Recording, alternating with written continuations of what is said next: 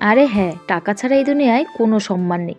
তোমার যদি টাকা থাকে তাহলে তুমি যতই খারাপ মানুষ হও না কেন তোমার অনেক সম্মান। আর তোমার যদি টাকা না থাকে তুমি যতই ভালো মানুষ হও না কেন তোমার কোনো সম্মান নেই। কথাটা শুনতে যতই খারাপ লাগুক না কেন এটা কিন্তু একদম বাস্তব সত্যি কথা। তোমার বয়স যদি 22 থেকে 30 বছরের মধ্যে হয়ে থাকে আর তুমি যদি তখনও নিজের পায়ে না দাঁড়াতে পারো বা নিজের যদি পকেটে টাকা না থাকে তাহলে তোমার চারপাশটা দেখবে কেমন অচেনা হয়ে যাবে। আর হ্যাঁ, এটা কিন্তু আমি শুধুমাত্র ছেলেদের জন্য বলছি না, প্রত্যেকটা মেয়েকেও বলছি। আর এই পরিবর্তনটা কিন্তু সবার প্রথম তুমি বাইরের দুনিয়ায় নয়, নিজের ঘর থেকেই দেখতে পাবে। এটাই হলো সবথেকে কষ্টের ব্যাপার।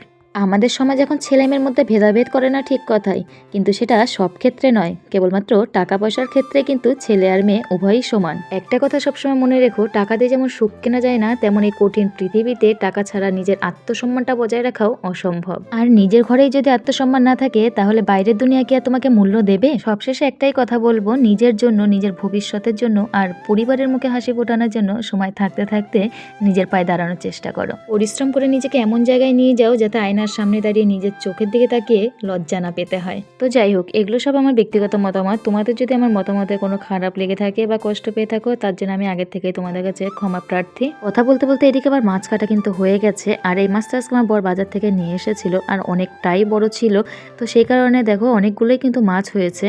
তো মাছ ধুয়ে নিয়ে চলে এসেছি ঘরে। আর এখন আমি দুপুরে যে মাছটা রান্না করব সেগুলোকে নিয়ে নিলাম। বাকি মাছগুলোকে কিন্তু আমি ফ্রিজে রেখে দিয়েছি। এখন তেমন একটা মাছ পাওয়া যায় না, যেহেতু পাড়ায় যে মাছ নিয়ে আসে সেখানে তেমন একটা ভালো মাছ নেই। সমুদ্রের মাছগুলো এখন আর কেন জানি না নিয়ে আসে না, হয়তো পাওয়া যায় না বা কিছু। তার জন্য বড় একটা গোটা মাছ নিয়ে এসেছে যাতে আমাদের 2-3 দিন হয়ে যায়।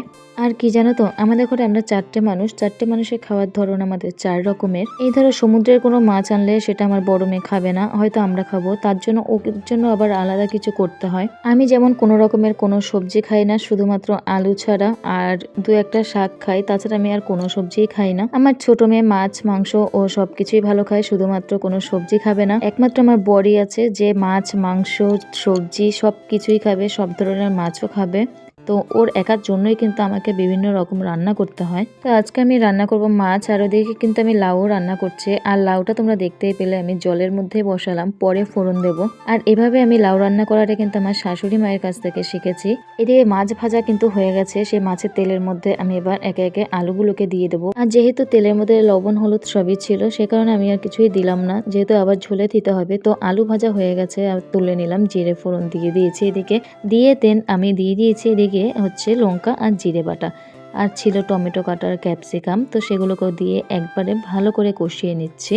ব্যাস, কষানো হয়ে গেলে এর ভিতরে ভাজা আলুটাকেও দিয়ে দিলাম। এখন একটু ভালো করে নাড়াচাড়া দিয়ে তার মধ্যে দিয়ে দেবো জল। ব্যাস, এবার জলের সঙ্গে আমি কিন্তু এদিকে জলের মধ্যে একবারে জল ফোটার সঙ্গে মাছের মাথাগুলোও দিয়ে দিলাম, যাতে মাছের মাথাগুলো ভালোভাবে একটু সেদ্ধ হয়। এদিকে দিয়ে দিচ্ছি লাউ ফোড়ন, লাউতে আমি 5 ফোড়ন দিয়েছি আর একটু বড়ি ভেজে দিয়েছি। ব্যাস, আমার লাউ রান্না কিন্তু এদিকে কমপ্লিট হয়ে গেছে, আর সাথে মাছের ঝোলও। তো আমার রান্না কিন্তু প্রায় কমপ্লিট হয়ে গেছে। আর আমি যে মাছের ঝোলে ক্যাপসিকামটা দিয়েছি, সত্যি বলতে ক্যাপসিকাম আমার যে কোনো তরকারিতে ভীষণ ভালো লাগে। আর যাই হোক, দিয়ে দিলাম একটু শাহি গরম মশলা। তো আমার রান্না কিন্তু পুরো কমপ্লিট বন্ধুরা। এখন মাছের তরকারিটাকে নামিয়ে নেব। তো যাই হোক, ভিডিওটা আজকে এই পর্যন্তই। তোমাদের কেমন লাগলো অবশ্যই জানিও, ভালো লাগলে সাবস্ক্রাইব করে পাশে থেকো।